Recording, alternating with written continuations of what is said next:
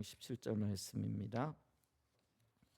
고린도후서 5장 17절 말씀입니다. 우리 한 목소리로 한번 함께 봉독하겠습니다. 그런즉 누구든지 그리스도 안에 있으면 새로운 피조물이라 이전 것은 지나갔으니 보라 새 것이 되었도다. 아멘. 주일날 아침에 우리는 성경적 세계관에 대해서 살펴보고 있고요. 오늘 우리가 전해야 할 듣기를 원하는 하나님의 말씀은요, 이 복음을 통한 새로운 피조물이라는 주제를 가지고 말씀을 좀 나누기를 원합니다. 두 주간에 걸쳐서요, 복음서를 통해서 예수님께서 하나님 나라를 이 땅에 가지고 오셨을 뿐만 아니라 그 하나님 나라를 전하시되 말씀과 성령의 능력을 따라서, 다른 말로 얘기하면은 말씀과 성령의 조화를 통해서 그 하나님 나라를 전했음을 우리가 보았고요. 또 사도행전 또 바울 서신들을 통해서는요, 초대교회 성도들 혹은 예수님의 제자들이 역시 그 하나님 나라를 전했는데 이 하나님 나라의 주인공 되시는 예수 그리스도를 집중적으로 이렇게 전했을 뿐만 아니라 역시 그 말씀과 성령의 조화를 추구하며 또 그렇게 복음을 전했다는 그런 말씀들을 이렇게 들었죠. 근데 이렇게 복음을 전해지는 가운데 그러면은 이 복음을 전함으로 하나님께서 하시고자 하신 일이 뭔가, 또 이루고자 하신 목적들이 무엇일까, 이런 부분들을 우리가 좀 살펴보기를 원하는데요. 오늘 이제 그 부분을 좀 살펴보기를 원합니다. 가장 첫 번째로요, 하나님께서는 우리 가운데 다가올 새 시대를 선포하셨고 또 그것을 받아들이기를 원하셨다라는 거죠. 자, 새로운 시대에 하나님 나라가 이 땅에 도래했을 뿐만 아니라 그 하나님 나라의 성격이 무엇인가, 이런 것들을 예수님을 통해서 또 초대교회 성도들 제자들을 통해서 또 복음이 전해질 때에 선포하셨다라는 거죠. 이 하나님 나라의 새 시대는요, 옛 시대와 대비되는 그런 시대의 개념이죠. 그래서 우리가 구약 하게 되어지면 옛날 약속이고 신약 그러면 새로운 약속이잖아요. 그래서 이 옛날 약속과 새로운 약속이 대비되듯이 옛 시대와 새 시대가 대비되어진다라는 거죠. 이 옛 시대가요, 아담 이후로 죄와 그리고 죽음, 악과 사탄이 지배하는 그런 시대라고 했다면은 예수님의 십자가의 죽음과 부활을 통해서 새롭게 임한 이 새 시대는요, 다른 말로 얘기하면 다가올 시대라 이렇게 얘기를 하기도 하는데요. 하나님께서 그 백성들 가운데 돌아오시는 것과 관련이 되어지고요. 그러는 가운데 하나님을 아는 지식이 충만하게 되어지고요. 또 그 결과로 사랑과 기쁨과 정의가 충만한 하나님 나라가 도래했다라는 그런 의미가 되어진다라는 거죠. 그래서 다시 정리해 보면은 옛 시대는 죄와 죽음, 악과 사탄이 지배하는 시대, 새 시대는요, 하나님의 통치가 이루어져서 사랑과 기쁨과 정의가 충만한 시대, 그런 나라가 되어졌다라는 것을 의미하는 거죠. 근데 이런 새 시대의 도래는요, 구약 선지자들이 약속한 이미 그 약속되어져 있는 그런 어떤 시대라는 거죠. 그래서 이 시대 선언이 약속하셨던 하나님의 구원의 시작이다라는 그런 의미고요.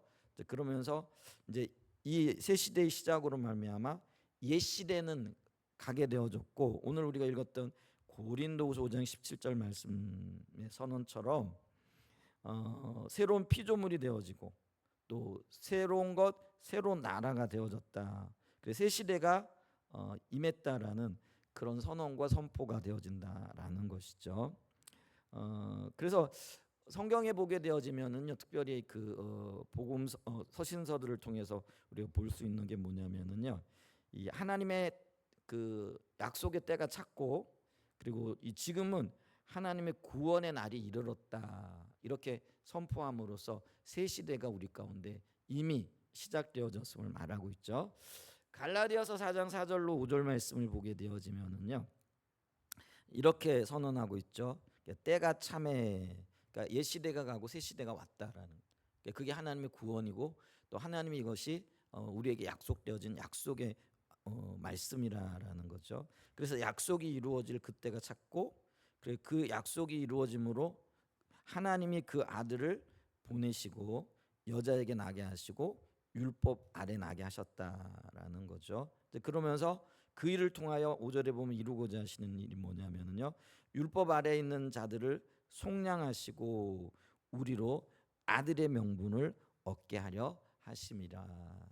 그래서 가장 가까운 인격적인 관계로 우리를 인도하심으로 하나님 나라의 생명을 주기를 원하신다라는 것들을 분명하게 하고 있죠. 자, 고린도후서 6장 2절 말씀에도 보게 되어지면은요, 고린도후서 6장 2절입니다. 이르시되 내가 은혜를 베풀 때에 너에게 듣고 구원의 날에 너를 도왔다 하셨으니 보라 지금은 은혜 받을 만한 때요, 보라 지금은 구원의 날이라. 그래서 이 세 시대의 특징 중에 하나가 뭐냐면은요, 은혜의 때요, 은혜의 시대라는 거죠. 그리고 이 날이 바로 구원의 날이라라는 것들을 말씀하고 있다라는 거죠. 그리고 이 복음이에요. 그리고 이 복음을 통하여 하나님께서 지금 우리 가운데 어떤 일들을 하고 계신가, 그 의미를 지금 살펴보고 있다라는 거죠. 그래서 첫 번째 의미가 뭐라고요? 다가올 새로운 시대의 선언이 이루어졌고 그게 우리 가운데 이미 성큼 왔다라는 선포라는 거죠. 그러면서 이 새 시대에 새 시대가 임한 것을 분명하게 보여주는 결정적인 증거로서 성령을 언급하고 계시다라는 거죠. 그래서 이 성령이 우리에게 이 언약의 성취의 보증으로 주어졌다라고 이렇게 말씀하고 있는 것들을 이렇게 보죠. 그래서 이 성령께서 우리 안에서 알게 하시고 보게 하시고 깨닫게 하심을 통해서 이 언약이 우리 가운데 이루어지고 있다라는 것들을 나타내고 있다라는 거죠. 그런데 이 새 시대에 대해서 우리가 좀 기억해야 될 게 있는데 그게 뭐냐면은요, 이 새 시대가 예수님이 이 땅에 오심으로 이미 이루어졌어요. 그래서 죄와 악이 예수님의 권능과 능력 아래서 쫓겨나는 것들을 우리가 볼 수 있었잖아요. 그래서 병이 치유되어지고 귀신들이 쫓겨나고, 그리고 우리가 알지도 못했고 기대하지도 않았던 그 수많은 일들이 예수님을 통해서 일어나는 거죠. 그게 이제 하나님 나라의 통치가 이미 이 땅에 이루어졌고 나타나고 있다라는 것들을 말씀을 하고 있죠. 근데 이렇게 임한 하나님의 나라가 예수 그리스도를 통해서 임한 이 하나님의 나라가 아직 완성되어지진 않았다라는 거죠. 그래서 조지 레드 같은 분들은 이 하나님 나라의 도래를 이미와 아직이라는 개념으로 설명을 하고 있다라는 거죠. 그래서 아까 얘기했듯이 이미 하나님 나라의 권세가 이 땅에 오셨어요. 임했어요. 그래서 우리가 보지도 못했고 듣지도 못했고 알지 못했던 그 놀라운 하나님의 능력 그리고 하나님의 역사들이 나타나죠. 그 증거들로 아까 얘기했듯이 병자가 치유받고 귀신들이 쫓겨나고, 그리고 영육간의 혹은 사회적인 그런 구원의 역사들이 일어났던 것들을 이렇게 볼 수가 있다라는 거죠. 근데 이게 언제 이루어지느냐?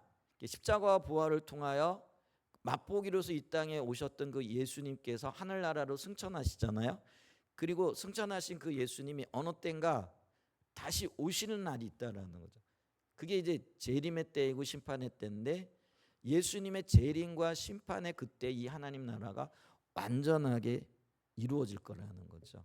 그래서 그때가 되어지면 어떤 일이 일어나냐면요, 다시는 옛 시대의 흔적이 없을 거라는 거죠. 근데 아직까지는 이게 완성되어지지 않았기 때문에 우리가 보고 있는 옛 시대의 모습들이 부분적으로 남아 있다라는 거예요. 그렇기 때문에 고통이 있고 또 악이 아직 여전히 성행을 하고 있고, 그리고 병이 있고, 그리고 고통이 함께하고 있는 거죠. 근데 이 하나님 나라가 예수님의 재림과 함께 오게 되어질 때 이 모든 옛 시대의 습성들이 완전히 사라지게 되어지는 그때가 올 거라는 거죠. 근데 그날이 아직 임하지 않았다라는 거죠. 그래서 우리가 그걸 기억하고 있어야 됩니다. 그렇기 때문에 교회는 다른 말로 얘기하면 하나님의 백성들인 저와 여러분들은 아직 이 땅에 남아 있는 옛 시대의 특징, 그게 악이고 죄라 이렇게 얘기를 했잖아요. 그리고 사단의 통치가 부분적으로 지금 이루어지고 있다라는 거죠. 이 옛 시대의 특징과 새 시대의 사명을 받았고 새 시대의 그 놀라운 능력을 맛보기로 본 우리예요. 그게 교회고 하나님 나라는 거죠. 그러면은 옛 시대의 특징과 그걸 맛보기로 본 우리는 어떻게 되는 거예요? 치열하게 그거를 싸워서 그거를 예수 그리스도 이름 앞에 복종시켜 나가고 또 승리하는 자리로 나아가는 그런 책임과 의무가 우리에게 주어져 있다라는 거죠. 그렇기 때문에요, 이 하나님 나라가 완전히 임하기까지, 다른 말로 얘기하면 하나님 나라가 완성되어지기까지 교회는, 그리고 저와 여러분들은 악과 싸우면서 하나님께서 주신 이 복음을 전하고, 그리고 어느 때인가 하나님 나라가 완성될 것이라는 이 하나님 나라의 약속들을 전해야 된다는 거죠. 땅 끝까지 전해야 된다. 그것이 우리에게 주어진 사명이기 때문에 감당해 나가야 된다라는 과제가 주어진다라는 거예요. 아멘. 그래서 우리가 이 다가올 새 시대를 바라보면서 우리가 감당해야 될 일들이 무엇인가, 이미 선언되어진 그 선언 가운데에서 이 약속을 붙잡고 달려갈 길을 달려가야 된다라는 거죠. 자, 두 번째로요. 그럼 이미 시작된 새 시대의 백성인, 그게 이제 교회들이고 저와 여러분들이잖아요. 이미 시작된 새 시대의 백성인 교회는 새로운 삶을 살아야 됩니다. 근데 그 새로운 삶의 핵심이 사랑에 기초한 십자가에 의한 삶이라는 거죠. 다른 말로 하면 교회의 핵심적인 삶의 새로운 삶의 특징이 뭐라고요? 십자가에 기초한 사랑의 삶이라는 거죠. 요한복음 15장 12절 말씀에 보게 되어지면은요, 14절까지 좀 이렇게 보겠습니다. 요한복음 15장 10절로 14절까지 보면은요, 내 계명은 곧 내가 너희를 사랑한 것 같이 너희도 서로 사랑하라 하는 이것이니라.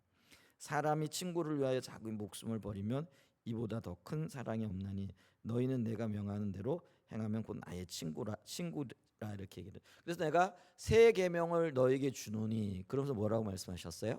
서로 사랑하라 이렇게 얘기를 하죠. 그러니까 율법이 옛 계명이에요. 근데 새로운 시대에도 새 계명이 주어졌는데, 근데 그 새로운 계명이요, 옛 계명과 완전히 다른 게 아니고요, 옛 계명이 보다 명료화되어지고 분명해진 거라는 거예요. 근데 그게 뭐냐면은요, 사랑이라는 거예요. 그래서 내가 새 계명을 너에게 주노니, 그러니까 하나님 나라의 새로운 백성들이 살아야 할 삶의 기초, 핵심이 뭐라는 거예요? 사랑이라는 거예요. 근데 그 사랑이 십자가에 의한 삶의 방식이라는 거죠. 그러니까 십자가가 우리에게 뭘 보여주었는가, 주님께서 지신 십자가를 얘기를 하는 거죠. 그것이 우리의 삶의 기초가 되어져야 되고 핵심이 되어져야 된다라는 것이죠. 그래서 여기 이제 14절에 보면 너희는 내가 명하는 대로 행하면 곧 나의 친구라 이렇게 얘기를 하는 거죠. 주님이 명하신 계명이 뭐래요? 명하신 명령이 뭐라고요? 서로 사랑하라, 십자가에 의한 삶을 살아라. 그렇게 되어질 때 우리가 주님의 친구가 되어진다. 하나님 나라의 백성으로 하나님 나라의 한 일원이 되어진다라는 그것을 이야기하고 있다라는 거죠. 그래서 이 새 시대 백성들의 삶의 핵심이 사랑인 것을 이렇게 봐야 된다라는 거죠. 십자가의 삶의 방식이고요. 근데 이 십자가에 의한 삶의 방식, 사랑의 삶을 살아갈 수 있도록 우리에게 힘을 주고 능력을 주는 것이 무엇이냐 했을 때, 그게 이걸 가능케 하는 것이 저와 여러분들이 예수님께 붙어 있는 거라는 거죠. 그래서 요한복음 15장 1절에 보면은 나는 참 포도나무요 내 아버지는 농부라. 물은 내게 붙어 있어 열매를 맺지 아니하는 가지는 아버지께서 그것을 제거해 버리시고 열매를 맺는 가지는 더 열매를 맺게 하려 하여 그것을 깨끗하게 하시니라 이렇게 얘기를 하죠. 자, 그래서 우리가 새 시대 하나님의 백성들로서의 사랑의 삶을 살아야 되는데 그걸 살만한 힘과 능력이 우리에게 없다라는 거예요. 그걸 아시고 예수님이 우리에게 뭐라고 하셨느냐면은요, 너희는 내게 붙어 있으라는 거죠. 그러면서 한 가지 비유를 말씀하셨잖아요. 그게 뭐냐면 포도나무와 가지의 비유라는 거죠. 하나님이 농부가 되시고 예수님은 포도나무가 되시는 거죠. 우리는 가지가 되어지는 거죠. 자, 그러면은 포도나무 가지에서 포도 열매를 맺기 위해서는 가지인 우리가 나무이신 예수 그리스도께 붙어 있어야 된다라는 거죠. 그게 이제 영적인 원리인 거죠. 우리 자연 현상에서 볼 수 있는 영적인 원리예요. 그 누가 그러셨는지 모르겠어요. 우리 여기 그 주차장 앞에 보면 화단이 이렇게 화단이 있고 뭐죠? 그 화분에 나무가 이렇게 있는데 참 감사하게도요, 다 죽은 것 같았었는데 지금 이파리가 나고 이렇게 그 뭐죠? 꽃이 이렇게 피었어요. 근데 이제 제가 언젠가요, 수요일 날 저녁인가 이렇게 교회를 왔는데 죽은 가지 같은 나무에 이 꽃이 이렇게 피어 있는 거예요. 근데 제가 처음 본 꽃이야. 그래서 아니 이 나무도 꽃을 피우는 거야? 그러면서 이제 가서 이렇게 봤어요. 근데 이게 꽃이 시들어 있는 거예요. 그래서 이 나무 가지가 이게 지금 말라가지고 이 꽃이 지금 시들었나 보다. 이렇게 얘기하고 왔더니 집사람이 오더니 빨리 가서 손 씻어 그러더라고요. 왜 그래 그랬더니 그게 이제 그 우리 저기 저 집 앞에 보게 되면 능소화가 굉장히 많이 피어져 있잖아요. 근데 능소화가 떨어졌던 모양이에요. 근데 떨어진 꽃을 갖다가 이 나뭇가지에다 누가 이렇게 꽂아 놓은 거예요. 근데 저는 그걸 모르고요, 야, 이 죽은 나무가지에서 어떻게 이런 꽃이 피었지? 야, 이거 참 신기하다. 그러니까 보니까 조금 시들어 있는 거예요. 근데 그게 꽂혀져 있다는 생각은 못 하고요. 이게 이제 시들었네. 내가 얼른 가서 물을 좀 줘야 되겠어. 이제 이런 생각까지 했는데요. 근데 이제 능소화 가지가요, 능소화 꽃이 이게 굉장히 독하대네요. 그걸 만지고 눈을 만지면은 화려한 만큼 이게 독이 있대. 그래서 눈에 치명적인 손상을 입을 수 있대. 여러분 그 능소화 꽃 우리 집 건너편에 왜 주택 하나 있잖아요. 그게 지금 능소화가 굉장히 화려하게 피어 있거든요. 꽃이 이쁘잖아요. 보시기만 하세요. 만지지 마시고요. 그 잘못 만졌다가는 그걸로 또 눈을 만지잖아요. 그러면은 꽃그 뭐죠, 치명적인 눈에 손상을 입을 수가 있대. 그래서 제가 그걸 보고 이렇게 생각을 했어요. 있잖아요. 그렇게 꽃이 피는 게 아니고요. 가지가 나무에 붙어 있어가지고 정상적인 활동을 할 때, 근데 이제 꽃을 이렇게 떨어진 꽃인지 아니면 꺾은 꽃인지 모르지 누가 그러셨는지 모르겠어요. 이게 꽂아 놨잖아요. 그러면은 이게 핀 꽃처럼 보일지 모르지만은요, 생명이 없기 때문에 금방 시들어 버릴 뿐만 아니라요, 그곳에서는 어떤 열매, 씨도 이렇게 우리가 볼 수 없게 되어지는 일들이 나타나는 거잖아요. 근데 꽃이 피고 씨가 맺고 열매가 맺기 위해서는 어떻게 되는 거예요? 이 가지가 꽃이 억지로 붙여놓은 게 아니고요, 붙어 있어야 돼요. 가지가 나무에 붙어 있어야 돼요. 근데 성경은요, 우리가 가지라고 얘기하고 있고요, 우리가 붙어 있어야 할 나무가 예수님이라고 이야기를 하고 있다라는 거예요.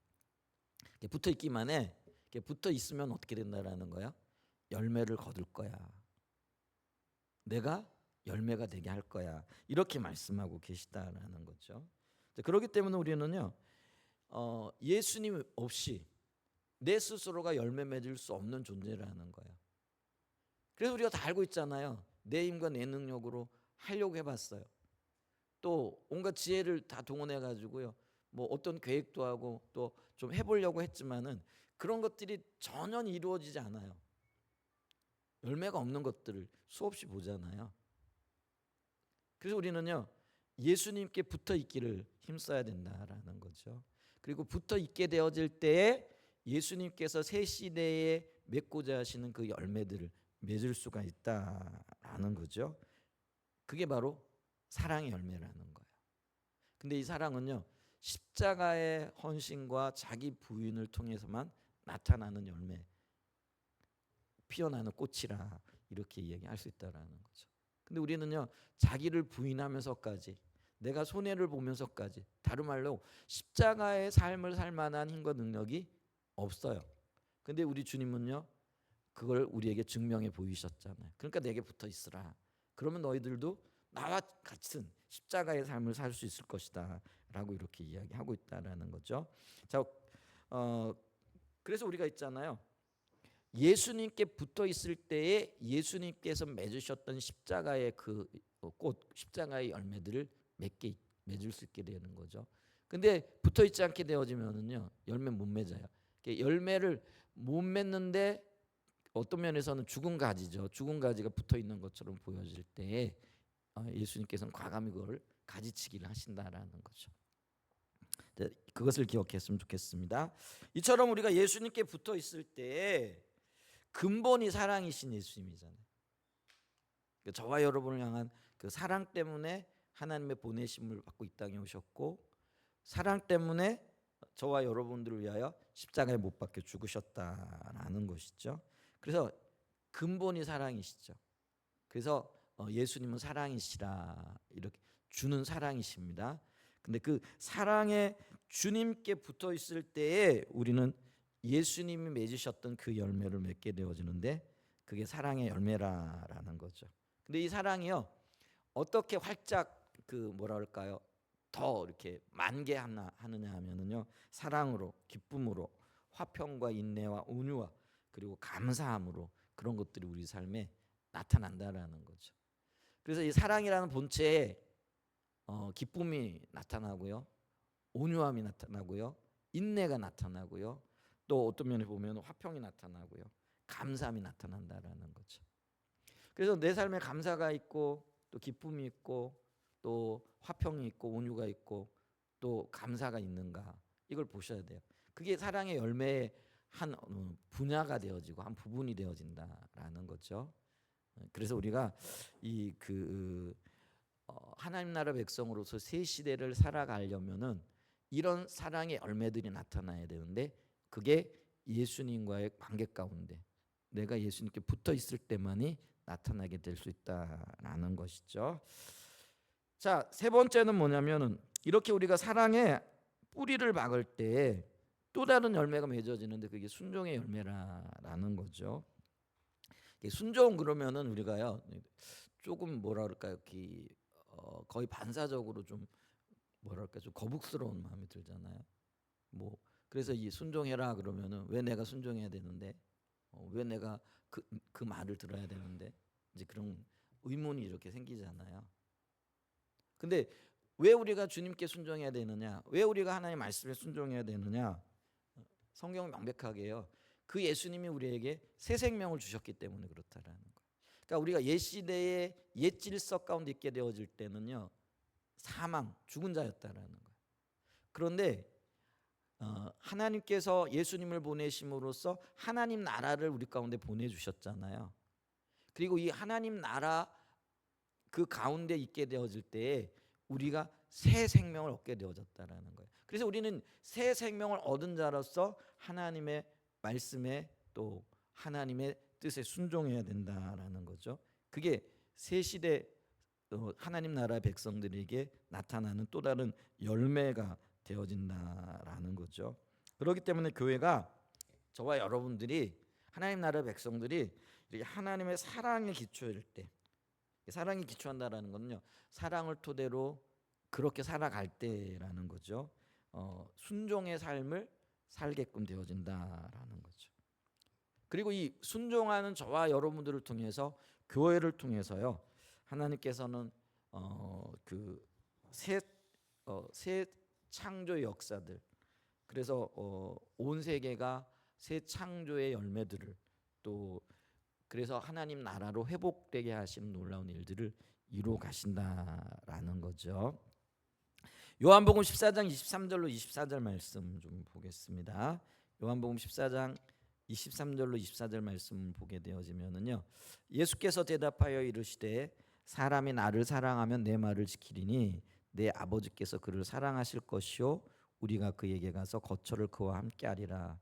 나를 사랑하지 아니하는 자는 내 말을 지키지 아니하나니 너희가 듣는 말은 내 말이 아니요 나를 보내신 아버지의 말씀이니라. 그래서 사랑의 기초에서 살아가는 사람들에게 나타나는 삶의 특징이 뭐라고요? 말씀에 순종하는 거라는 거. 그게 사랑하는 사람들의 증거라는 거죠. 그러니까 사랑하게 되어지면은 말씀을 존중하고 말씀을 순종하게끔 되어져 있다라는 거죠. 그럴 때 이게 선순환의 구조가 나타나는 거죠. 내가 하나님의 말씀을 사랑하고 주님이 내게 새 생명 주신 것으로 인하여 기뻐하고 감사함으로 이 주님의 말씀을 지키게 되어질 때 그게 내가 하나님을 사랑하는 증거요 증표일 뿐만 아니라 그 사랑을 받으신 하나님께서도 나를 사랑하셔서 그 하나님께서 나와 함께 하시는 놀라운 역사가 이어진다라는 거죠. 이게 영적인 비밀이라 영적인 선순환의 구조라라는 것들을 우리가 기억해야 됩니다. 그러면서 에베소서 4장 15절과 16절에 보면은요. 이제 이런 복음을 받은 자들에게 권면하는 거예요. 에베소서 4장 15절과 16절에 뭐라고 말씀하시느냐면요. 오직 사랑 안에서 참된 것을 하여 범사에 그에게까지 잘할지라. 그는 머리니 곧 그리스도라. 그에게서 온 몸이 각 마디를 통하여 도움을 받음으로 연결되고 결합되어 각 지체의 분량대로 역사하여 그 몸을 자라게 하며 사랑 안에서 스스로 세우느니라. 그래서 이 사랑 안에서 참된 것을 하라라고 이렇게 우리에게 요구하고 계시다라는 거죠. 그러면서 사랑 안에서 자라가라. 모든 일에 자라가라는 거예요. 근데 우리가 자라나야 할 범위가 어디까지냐라는 거죠. 우리는 있잖아요. 이런 생각을 해. 그래 자라야지. 그러면은 어떤 면에서 보면은 조금 더 자라는 거. 어제보다 오늘 더 자라나는 것 귀한 일이죠. 당연히 자라나야 되는 거죠. 네, 그런 어떤 목표와 목적을 가지고 자라나야 됩니다. 근데 하나님이 우리에게 원하시는 건 뭐냐면은요. 그리고 성경이 제시하는 바는 뭐냐면은요. 주님의 그 자리까지, 그러니까 주님이 자라나신 그 자리까지 자라나야 된다라는 거예요. 근데 우리 주님이 어떻게 자라나셨느냐 하면은요. 고난 가운데도 순종을 배움으로써 우리 주님도 자라나신 것들을 볼 수가 있는 거죠. 그러니까 예수님도 그러니까 인간의 몸을 입고 육신을 입고 이 땅에 오셨잖아요. 육신을 입고 오셨으니까 우리와 똑같은 그 제약들을 경험하셨다라는 거예요. 그러니까 우리가 그걸 기억해야 되는데 예수님이 하나님의 아들이시니까 우리가 겪었던 인간적인 모든 아픔, 슬픔, 고통, 고난 이런 것들을 전혀 안 겪었을 거다 혹은 그런 것들은 우리 주님과는 상관없을 거라 생각하기 쉬운데요. 그게 아니라는 거예요. 그래서 성경을 보면은 예수님도 탄식하시죠. 때로는 고통 가운데 눈물을 흘리기도 하시잖아요. 그리고 그 고통을 눈앞에 두셨을 때 저것을 내가 견뎌낼 수 있을까 하면서 절규하시는 장면도 나오잖아요.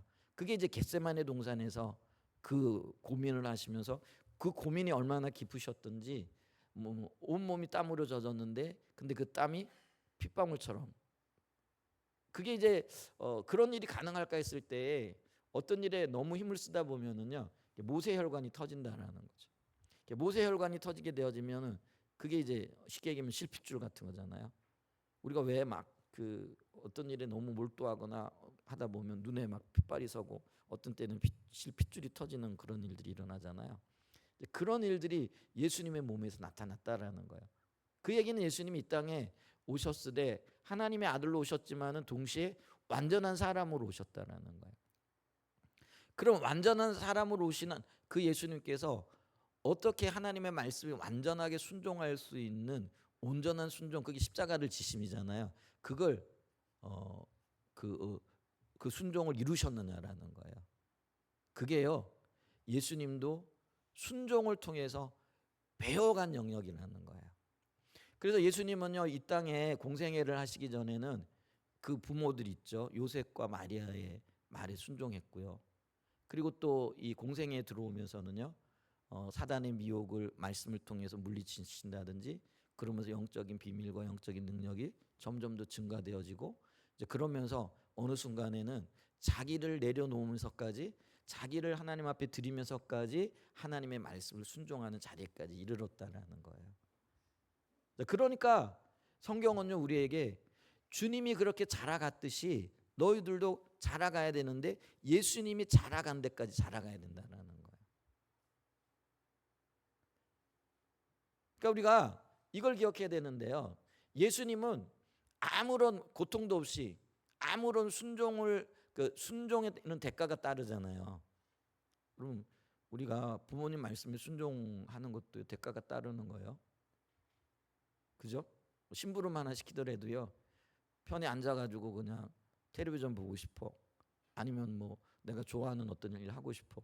그런데 갑자기 엄마가 너 가가지고 콜라 한 병 사와 이렇게 얘기하면은요. 주섬주섬 옷 입어야죠. 그리고 그 시간 또 나가가지고 사와야죠. 분명히 대가가 치루어지는 거잖아요. 그래서 대가를 치르는 순종에는 대가가 치루어진다라는 거예요. 근데 예수님의 순종도요 사실은요 대가가 치루어진 일이거든요. 그리고 거기까지 순종하기요 훈련을 통해서 혹은 하나님과의 관계 안에서 자라난 영역이라는 거예요.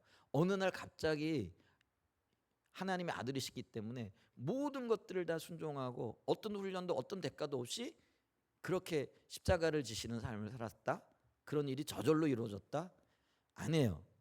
그건 우리가 성경을 잘못 이해할 뿐만 아니라 예수님의 삶과 예수님이 어떻게 사셨는가를 잘 모르는 이야기라는 거예요. 예수님도요 때로는 우셨어요. 때로는 너무나 고통스러우셨어요. 때로는 이런 것들 십자가를 지시고 싶지 않은 그 갈망이 있으셨던 것들을 볼 수 있다라는 거예요.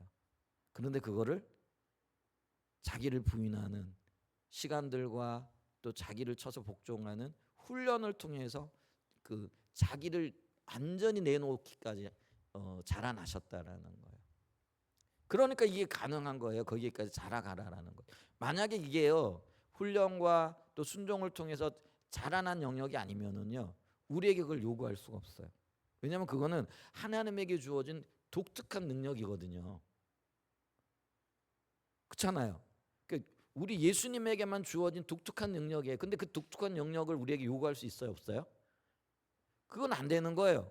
그러면 우리가 아니 예수님에게는 이런 독특한 능력이 주어져서 훈련도 없이 그냥 바로 순종하실 수 있었잖아요. 그죠? 근데 그게 우리에게 요구되어진다라면 이거는요 지나친 요구가 되어지는 거예요. 그리고 그 책임이 아니 능력도 안 주시면서 근데 능력 주셨으면 우리는 그냥 바로 순종할 수 있잖아요. 근데 그게 아니라는 거예요. 우리 예수님도요 어떤 순종의 능력이 바로 주어져 가지고 순종한 게 아니라 이 땅에서 예수님께서 왜 30년을 사셔야 하셨을까? 그리고 공생에 33년을 보내셔야 하셨을까? 그냥 오셔가지고 곧바로 그냥 사명 감당하시면 되잖아요. 그 30년 동안 혹은 33년 동안 예수님도 자라나야 할 필요가 있으셨고 말씀의 순종함을 통해서 대가를 치르고 대가를 치르는 가운데 그 대가 가운데 맺혀지는 열매가 얼마나 크고 놀라운가를 경험하시고 보셔야 할 필요가 있으셨다라는 거예요. 그래서 여러분 보세요. 우리가 순종인 대가가 치러져야 돼요. 근데 옳은 순종 하나님 기뻐하시는 순종을 했을 때 그 순종을 통하여 우리의 주어지는 그 열매가 얼마나 놀랍고 달콤한가를 경험해야 된다라는 거예요. 그걸 우리가 자꾸 맛봐야 돼요. 그러니까 그걸 맛보게 되어진 뭐예요? 더 큰 맛을 그러니까 더 놀라운 것들을 보기를 원하는 열망이 우리 가운데 주어지겠죠. 그래서 우리는 하나를 보고요. 그 다음을 볼 수 있는 그게 이제 미래를 보는 소망이죠. 이제 그런 것들이 우리에게 주어져 있다라는 것들을 기억해야 된다라는 것이죠. 그래서 우리가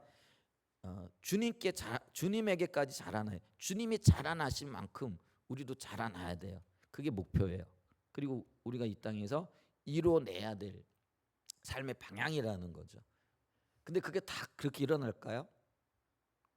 다 일어났으면 좋겠지만 그렇지 않아요. 어떤 사람은 예를 들면 예수님이 자라난 분량의 10%, 어떤 사람은 30%, 어떤 사람은 50%, 어떤 사람은 70%뭐 이렇게까지 자라나는 거죠. 100% 자라날 사람이 있을까? 그러니까 그 인간으로 주님께서 거기에 도달했었으니까 어떤 사람은요 거기까지 도달하는 분들이 있을 거예요. 그러나 많지는 않을 거예요. 저는 그렇게 생각해요. 근데 이게 100으로 도달한 사람과 70에 도달한 사람과 50까지 도달한 사람과 이제 10% 그냥 간당간당한 사람과 하나님 나라가 도래했을 그때에 받는 상급과 그리고 그 상급에 따라 누리는 것과 그리고 감당해야 될 일들이 같을까요? 다를까요? 당연히 다르겠죠. 그래서 여기서 상급의 논리가 나오는 거예요. 그리고 그게 당연한 거예요. 그래서 우리가요 주님께 붙어 있어 사랑으로 행하되 그리스도께까지 자라가는 그 십자가의 삶의 방식으로 교회인 저와 여러분들이 추구해야 될 삶의 목적이자 방향이라는 것들을 기억할 수 있는 은혜가 있기를 축복합니다. 아멘. 자, 그다음에 네 번째요. 그럼 이런 교회의 새삼, 저와 여러분들의 새삼이 뭐예요? 사랑의 삶이었고 십자가의 삶의 방식이라 이렇게 얘기를 했잖아요. 근데 이런 삶의 방식은요 세상을 위한 것이라는 거죠. 자, 교회와 성도의 삶이 사랑의 기초에서 본이 되고 매력적이어야 사람들을 하나님 나라로 이끌 수 있다라는 거죠. 그래서 보세요. 십자가에 의한 삶의 방식이 뭐예요? 악을 악으로 갚지 아니하고 오히려 악에 대해서도 선한 일을 도모하고, 그래서 우리의 삶이 모든 영역에서 복음에 합당하게 살아가야 된다라는 거죠. 그렇게 살아갈 때 우리가 세상 속에서 빛으로 소금으로 산 위에 있는 동네로 도시로 나타나게끔 되어진다라는 거죠. 근데 이 삶이요 나를 위한 삶이 아니고요. 물론 뭐 가장 기본적으로는 내가 그 기쁨을 누리고 그 안식을 누리고 하나님의 샬롬의 역사를 누리겠죠. 근데 내 샬롬의 그 삶의 영향력이 삶이 누구에게로 나타나는 거예요? 세상을 향하여 나타나고 세상이 그걸 보고 나와 같이 주님을 만나게 되어지는 놀라운 역사가 있게 되어지는 거죠. 그래서 기본적으로 내 삶은 십자가에 의한 삶의 방식은 세상을 위한 것이 되어져야 된다라는, 이게 바로 선교적인 삶이라는 거예요. 아멘. 자, 로마서 12장 17절에 보게 되어지면은요. 그래서 이렇게 우리에게 요구를 해요. 로마서 12장 17절에 보면은 아무에게도 악을 악으로 갚지 말고 모든 사람 앞에서 선한 일을 도모하라. 누구를 위하여? 그 사람들을 위하여. 여러분 보세요. 사도 바울이 바울로 이름이 바뀌기 전에 청년회 때 사울이었잖아요. 근데 예수 믿는 사람들을 박해하고 옥에 가두고 심지어는 스데반이 그 순교를 할 때 증인이 되어지잖아요. 그리고 잘 죽었다고 막 박수치고 선동했던 사람이잖아요. 근데 그 선동하는 사울 앞에서 스데반이 보인 태도가 뭐예요? 악을 악으로 갚은 게 아니잖아요. 네가 나를 죽이려고 해? 네가 나에게 돌을 던지게 해? 뭐 이렇게 적의를 드러낼 수 있잖아요.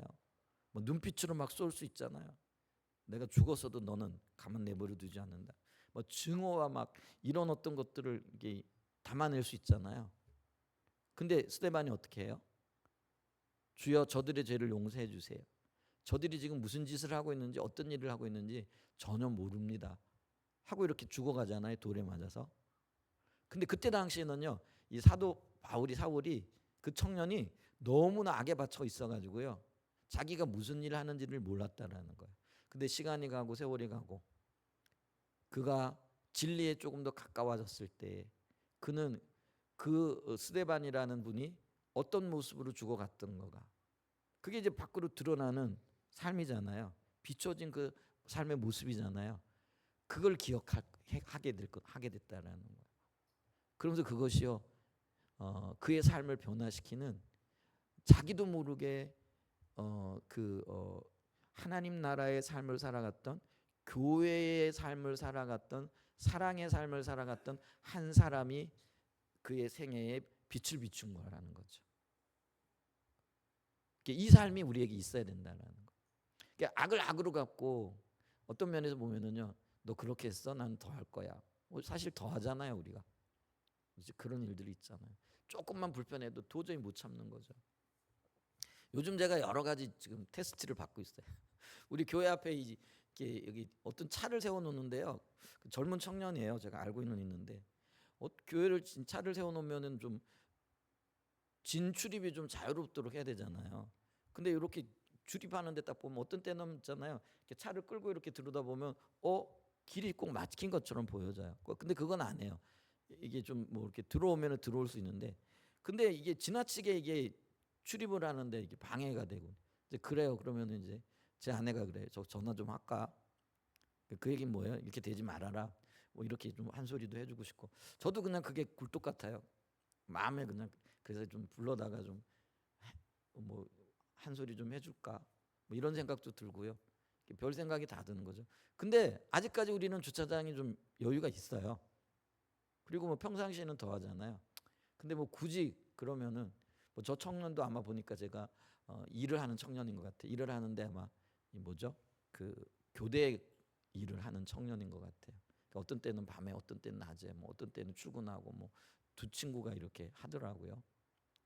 그래서 보면은 여기 주차 자리가 굉장히 없잖아요. 주변에.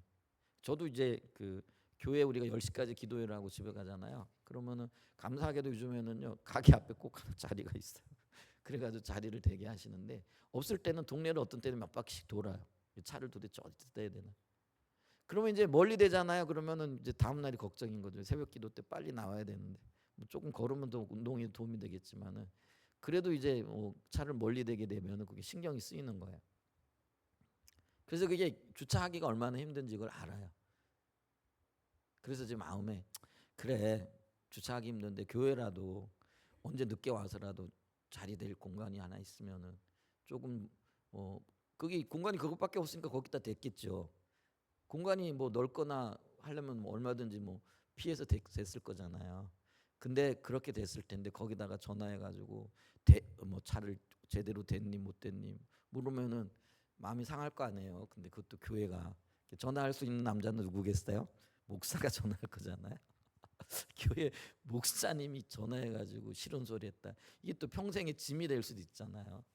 그래서 어떤 때는 전화하고 어떤 때는 좀 빼달라고 얘기도 하고 점잖게 이렇게 얘기를 하지만 또 그게 감정이 섞이게 되어지면 표현이 듣는 사람 입장에서는 짜증내는 걸로 들릴 수도 있잖아요. 그래서 제가요 전화를 안 하려고 많이 애를 써요. 그냥 내버려 두려고. 아예 정말 어떤 면에서는 이게 방해가 되어지지 않는다면 그러다 보면 그 친구는 나중에 알겠죠. 교회가 많이 배려를 해줬구나. 뭐 몰라도 그건 상관은 없죠. 근데 그게 우리가 살아야 할 어떤 삶의 모습이라는 거예요. 근데 그게 나를 위한 게 아니고요. 교회는 좀 불편해요. 저도 마음이 좀 불편해요. 아마 사모도 마음이 좀 불편한 것 같아요. 그러니까 전화하겠다고 막 얘기를 하거든요. 그런 걸 그냥 내버려 두지. 그냥 내버려 둬. 웬만하면 그냥 내버려 둬. 이렇게 얘기를 하거든요. 근데 그 삶이 뭐예요? 교회를 위한 건 아니겠죠. 세상을 위한 것이고요. 그 형제를 위한 것이 되어지겠죠. 알건 모르건. 우리는 그런 삶을 살아야 되는 거죠. 근데 왜 세상을 위한 삶이 뭐 특별한 거 아니에요. 우리가 세상을 위해서 어떤 뭐 놀라운 어떤 뭐라 그럴까요? 뭐 헌신을 해야 되고 뭐 어떤 희생을 치러야 되고 그거 아니고요. 그냥 우리가 할 수 있는 작은 것들, 우리가 배려할 수 있는 그리고 우리가 주장할 수 있는 어떤 주장들을 조금 내려놓자라는 거예요. 아멘. 이제 그럴 때 이 교회의 삶이 저와 여러분들의 삶이 세상을 위한 삶이 되어질 거다라는 것이죠. 아멘. 그래서 우리가 누구에게까지 자라나야 된다고요? 그리스도께까지 자라나야 된다라는 거죠. 그래서 그걸 우리가 알아야 된다라는 거죠.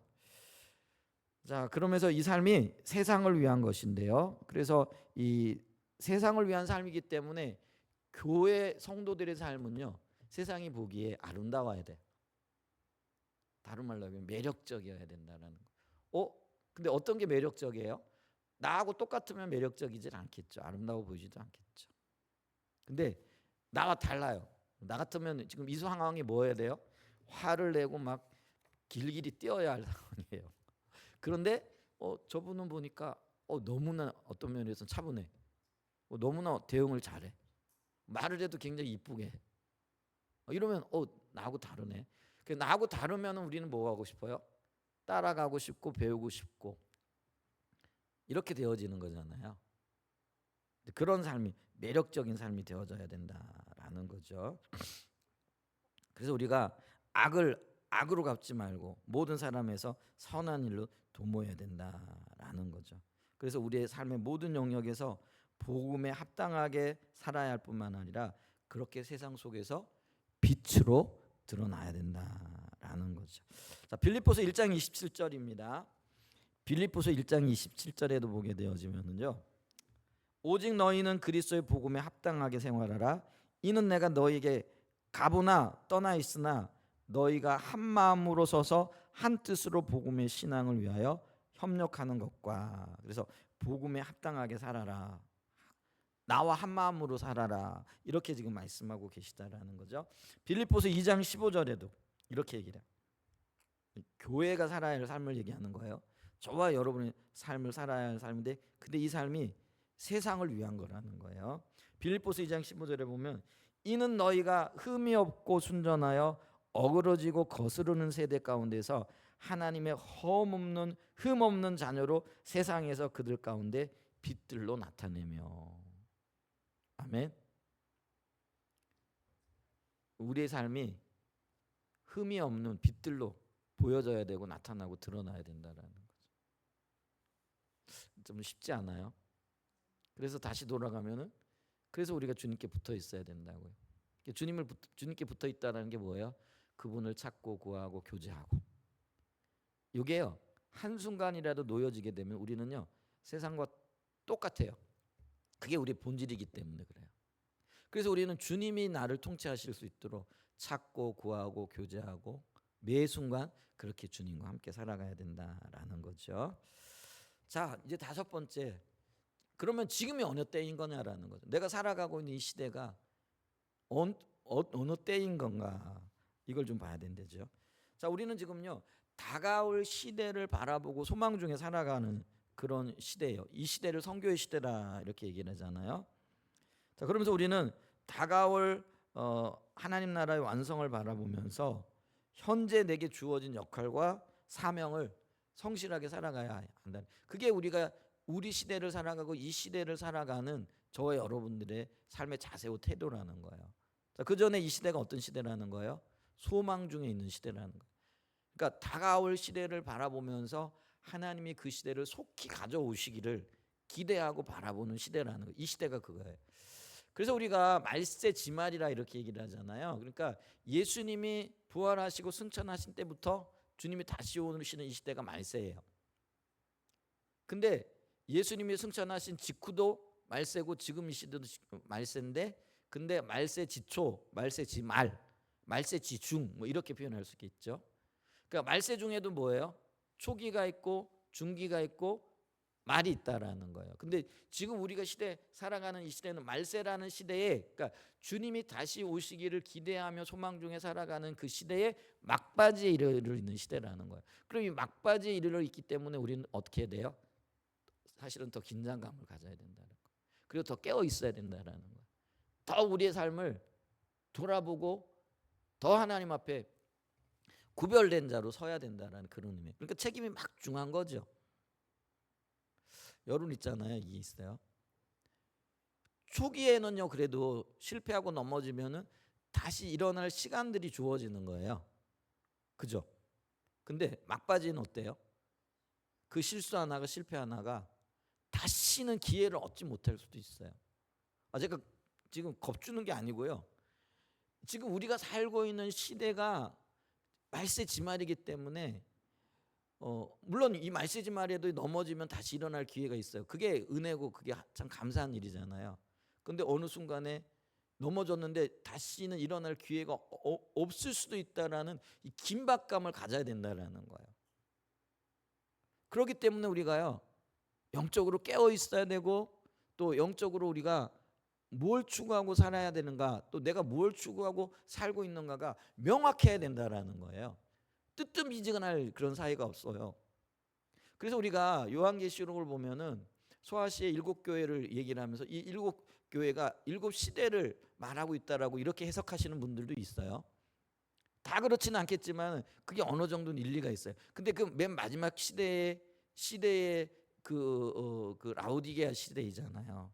근데 라우디게아 시대는요 이 영적인 분별력을 잃어버린 시대라는 거예요. 그러니까 이게 망각하고 있는 거예요. 내가 지금 어떤 시대를 살고 있다라는 걸 잊어버리는 거예요. 그래서 그냥 영적인 눈이 어두워져 가지고요. 그러니까 어떤 말을 해야 될지, 어떤 행동을 해야 될지 이걸 분별을 못하는 거예요. 깨어 있어야 될 때 자고 있는 거예요. 지금 우리가 그걸 인식할 수 있는 은혜가 있어야 됩니다. 이제 그러면서 지금은 어느 때인가 우리가 살고 있는 시대를 보면서 어떻게 살아야 할 것인가, 거기에 따르는 5가지를 좀 살펴볼게요. 첫 번째가 뭐냐면은 우리는 예수님의 선교를 이어가야 된다라는 거죠. 이 시대에.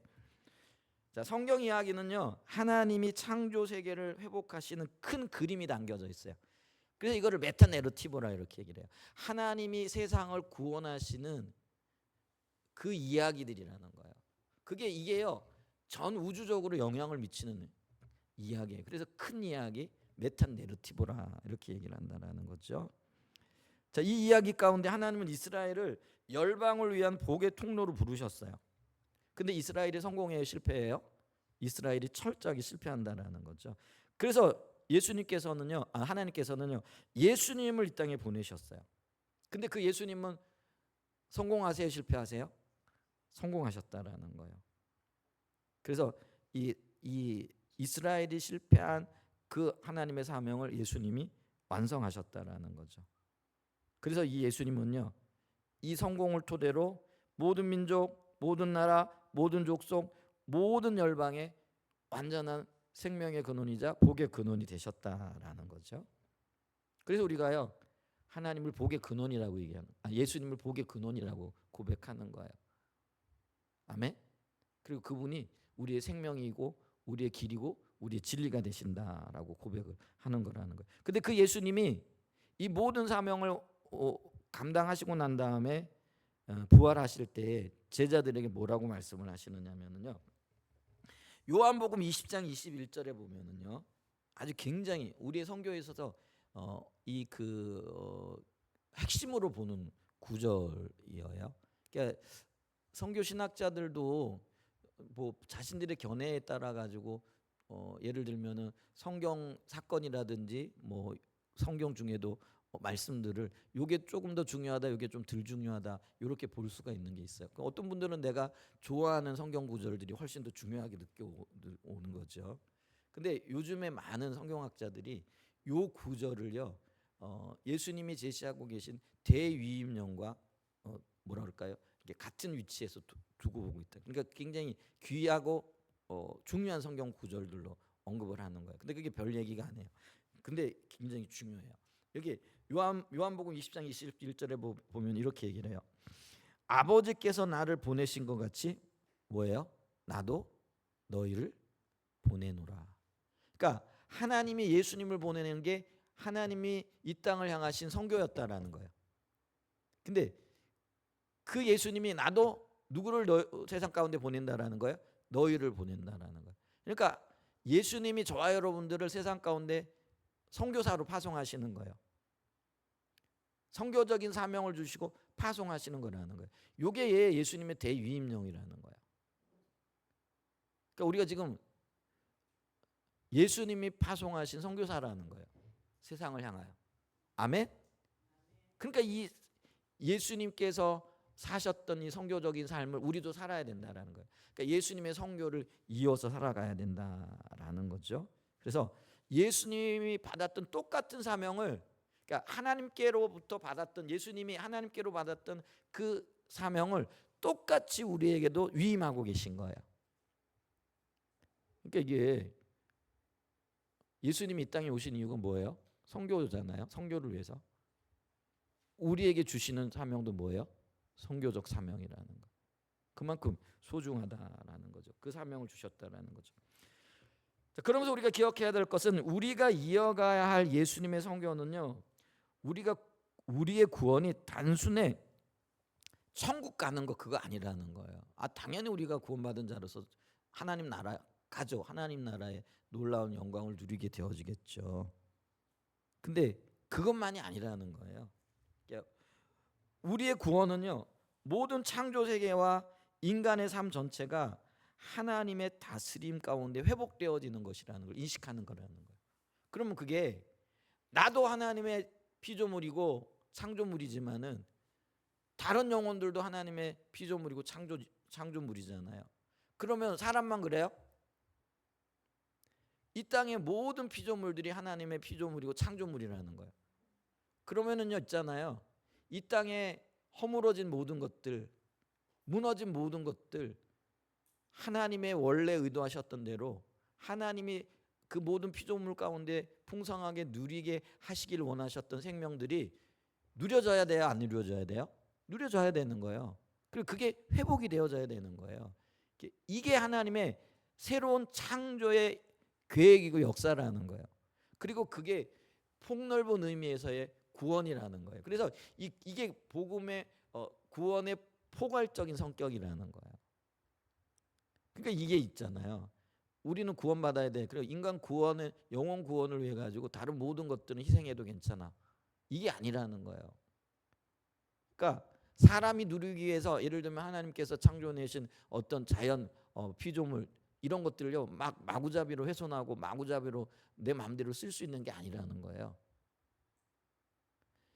그러니까 우리의 구원과 다른 피조물의 구원이 떨어져 있는 게 아니에요. 같이 가는 것들이라는 거예요. 그게 상호 연관관계가 있는 거라는 거예요. 여러분 하나님께서 모든 피조물을 만들어 놓으시고 그 피조물 가운데 우리를 두어서 아담과 하와를 두어서 다스리게 하시고 그 다스리게 하셨다라는 거는요 경작하며 지키게 하신다라는 그런 의미가 있는 거예요.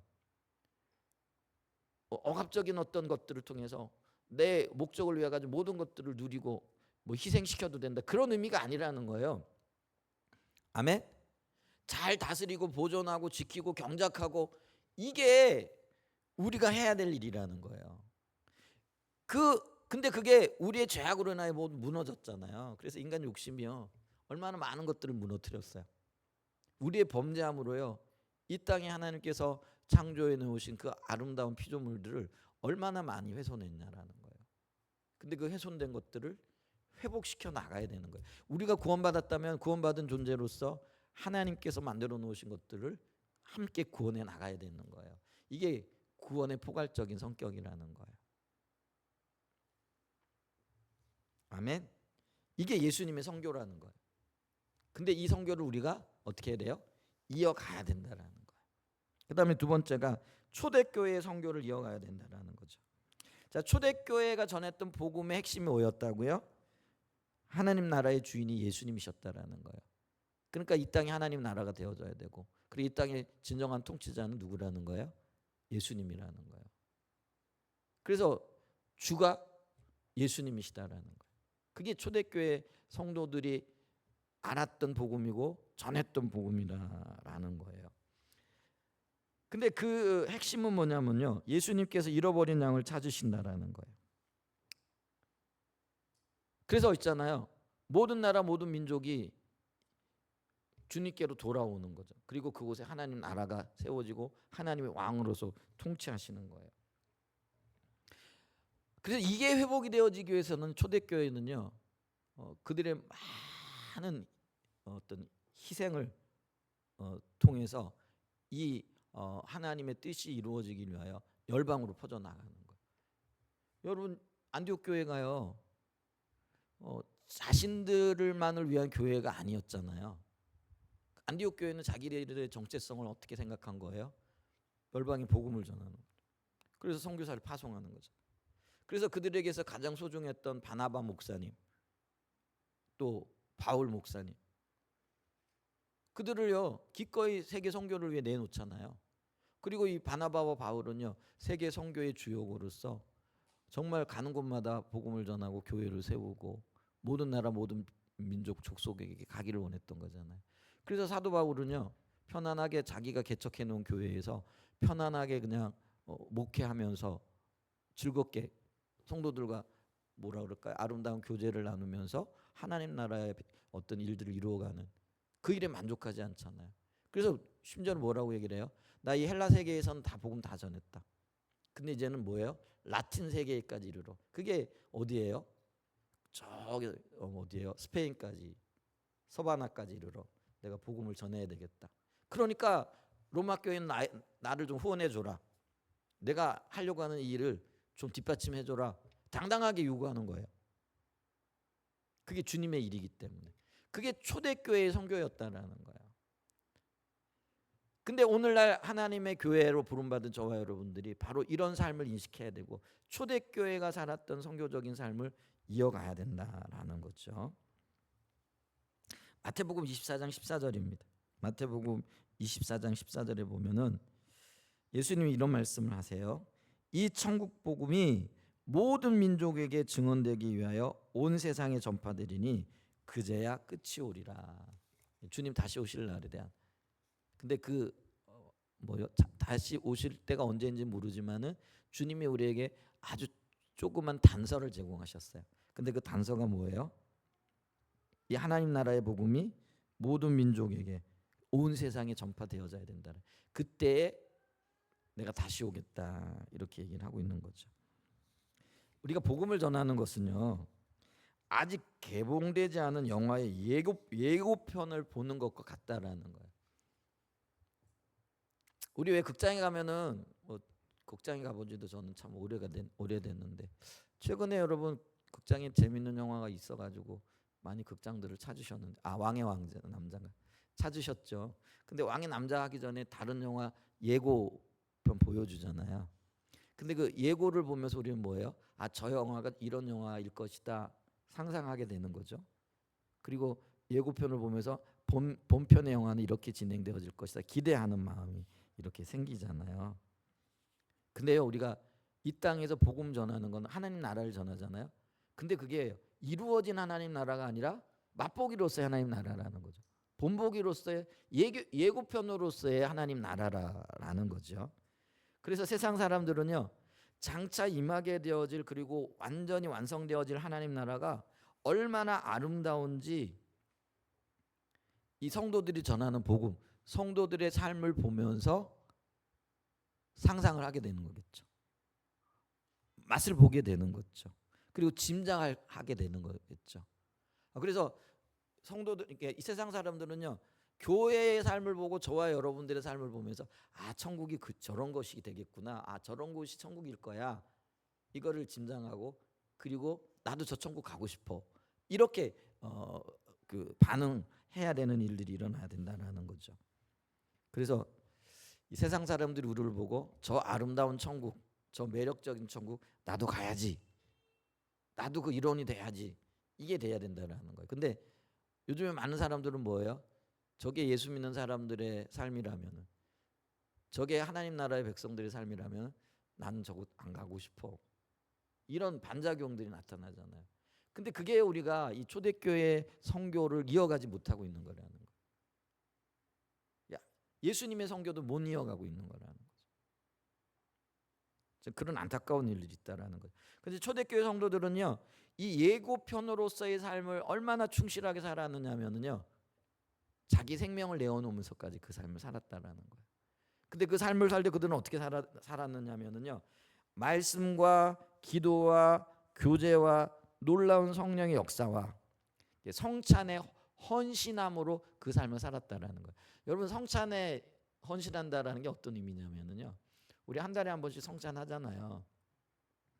그럼 이게 참 위험스러운 게 뭐냐면 매달 한 번씩 하다 보니까 이게 의식으로 이해되어지는 거예요. 그래 오늘 성찬하는 날이야? 그래, 그러면은 떡 떼고 포도주 마시고. 근데 있잖아요, 우리가 그 성찬을 하는 의미는요, 그게 아니라는 거예요.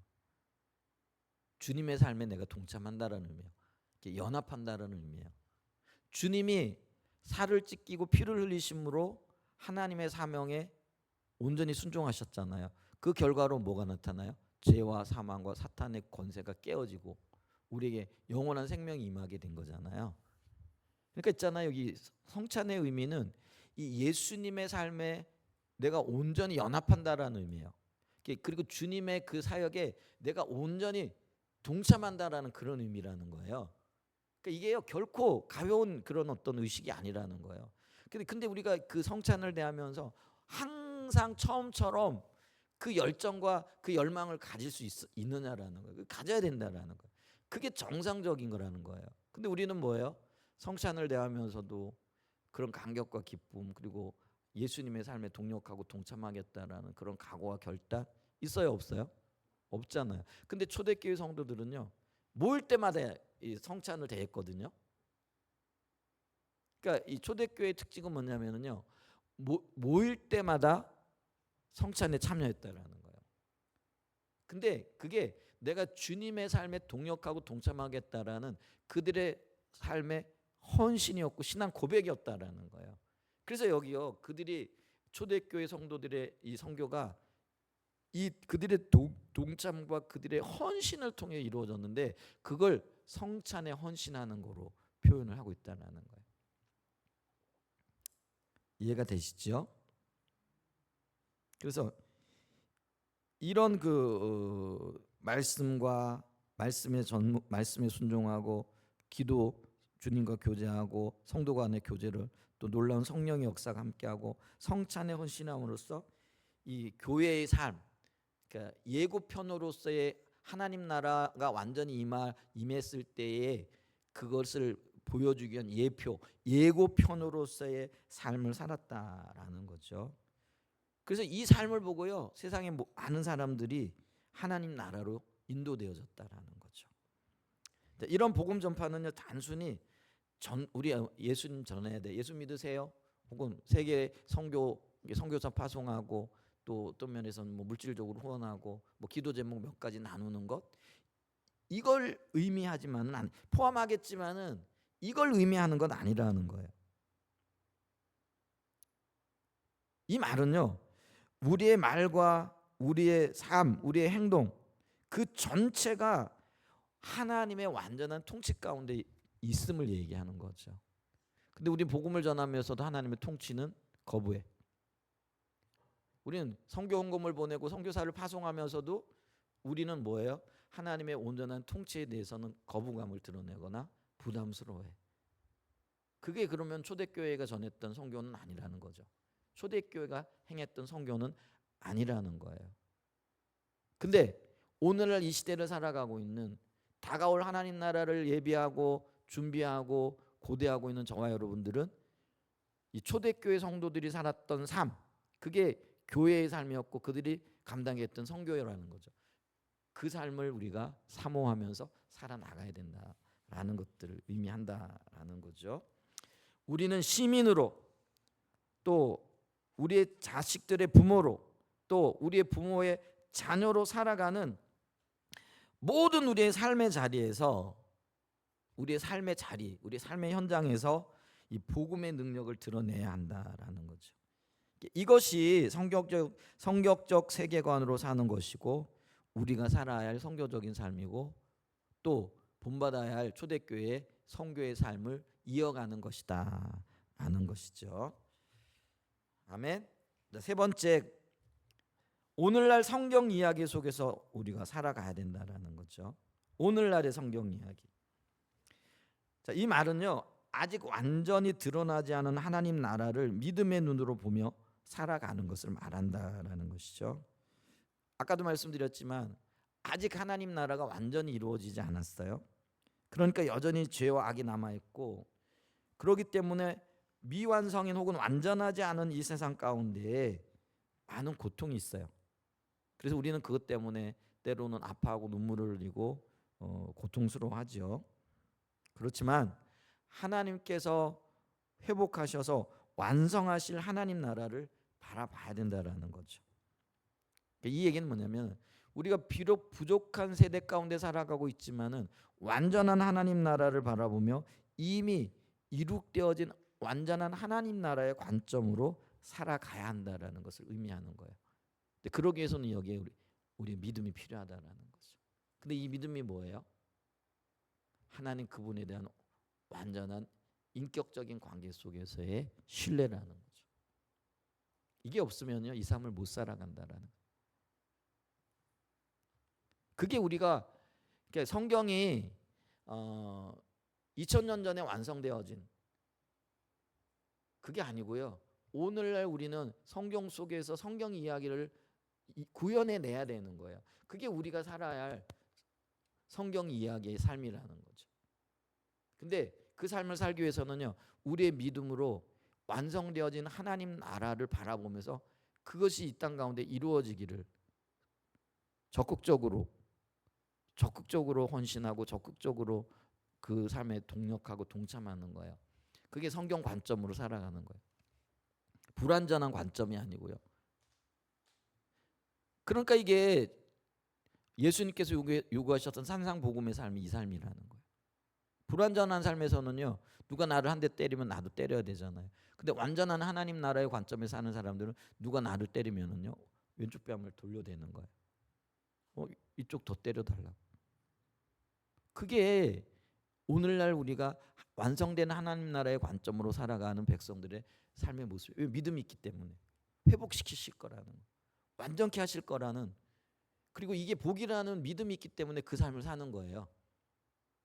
그게 우리가 살아야 할 삶이라는 거죠. 그 다음에 네 번째로요, 소망 가운데 살아가기. 이게 이제 세 번째, 오늘날 성경 이야기 속에 살아가는 것과도 긴밀하게 연관이 되어지겠죠. 자, 언젠간 주님 다시 오실 겁니다. 아멘. 그리고 모든 무릎이 예수님 앞에 꿇리게 되어질 겁니다.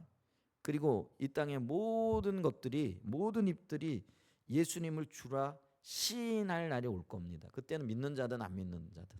아멘. 그날이 다가오고 있어요. 그걸 소망하고 살아가는 거죠. 빌립보서 2장 10절과 11절 말씀을 보면은요,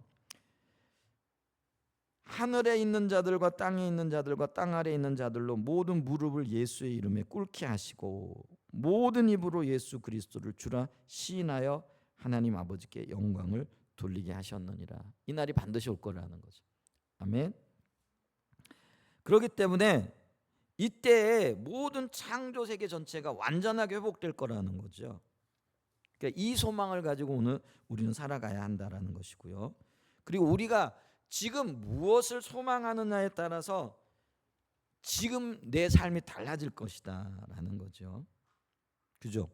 내가 뭘 바라보고 있느냐에 따라서 내가 말하는 것, 내가 행동하는 것이 당연하게 달라질 수밖에 없겠죠.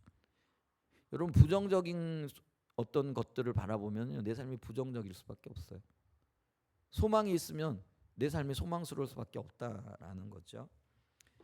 우리의 소망이 뭐냐면은요, 역사의 마지막 날에 하나님은, 그리고 성경에서는요, 하나님 나라가 완전히 회복되고 완전하게 이루어질 것이라고 말씀하고 있다라는 거죠. 그때 하나님의 구원 계획이 완전히 마무리되고요, 온 세상이 회복되는 결말을 맞이하게 될 것이라는 거죠.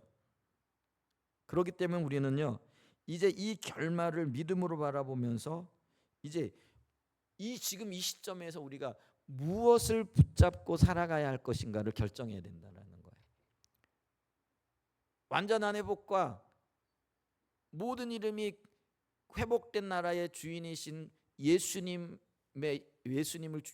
주되심을 고백할 그날이 올 거라는 소망을 가지고 살아가면은요, 그에 합당한 삶의 결정이 따라와야 된다라는 거예요. 이걸 진정으로 믿는다면은 우리의 삶이 뭘 붙잡고 뭘 따라야 할까가 결정되어진다라는 거예요. 아멘. 자, 결론적으로요, 빌립보서 3장 13절과 14절에 보게 되어지면은요, 사도 바울이 이걸 봤기 때문에 내가 이런 삶을 살겠다 지금 고백하고 있는 거예요. 자, 빌립보서 3장 13절입니다. 형제들아, 같이 한번 읽어볼까요? 시작. 형제들아, 나는 아직 내가 잡은 줄로 여기지 아니하고 오직 한 일, 즉 뒤에 있는 것은 잊어버리고 앞에 있는 것을 잡으려고 표대를 향하여 그리스도 예수 안에서 하나님이 위에서 부르신 부르심의 상을 위하여 달려가노라. 우리 요즘 표대를 향하여 찬양 많이 하잖아요. 요게 지금 미래의 소망을 가지고 있는 사람이 살아야 할, 그리고 그 소망이 있기 때문에 내가 이 땅에서 무엇을 붙잡고 있는가를 보여주는 말씀이라는 거예요. 아멘. 오늘 말씀을 좀 이제 마무리하기를 원합니다. 여러분,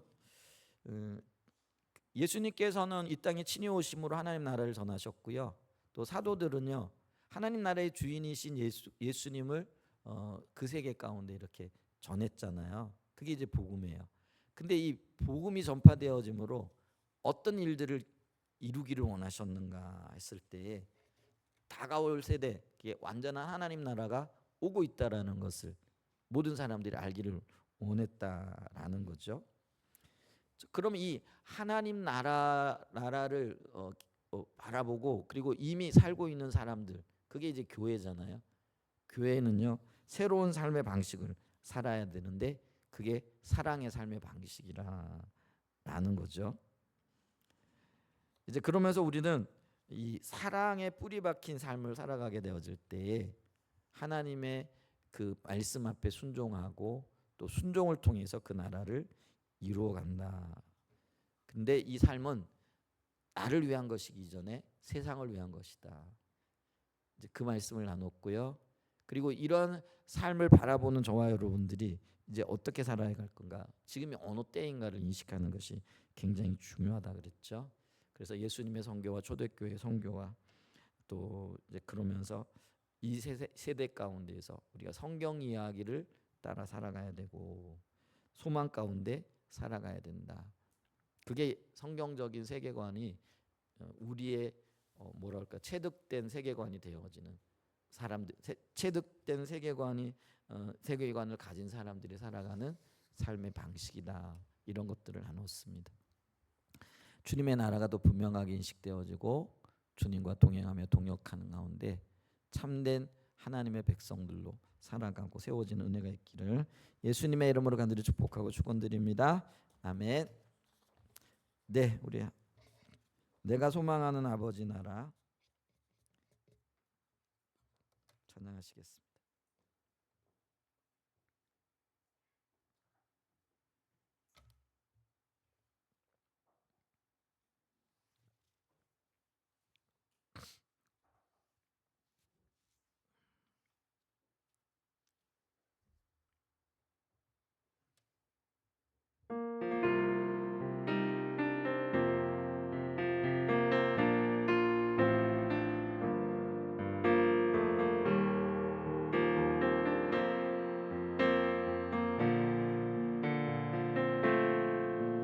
내가 소망하는 아버지 나라 주님 오시는 그날 완성되리